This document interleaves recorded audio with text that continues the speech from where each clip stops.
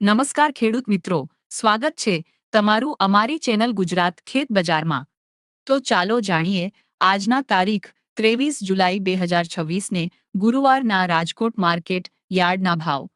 આ વિડીયોમાં જણાવેલ બધા ભાવ પ્રતિ 20 કિલોના છે. જીરુના ભાવ છે 3411 થી 4100 રૂપિયા. ધાણાના ભાવ છે 2490 થી 3091 રૂપિયા. તલ સફેદના ભાવ છે 2200 થી 2501 રૂપિયા. મગફળીના ભાવ છે 1770 થી 2250 રૂપિયા. અડદના ભાવ છે 1400 થી 2000 રૂપિયા. કપાસના ભાવ છે 1300 થી 1915 રૂપિયા. ચણાના ભાવ છે 1100 થી 1880 રૂપિયા.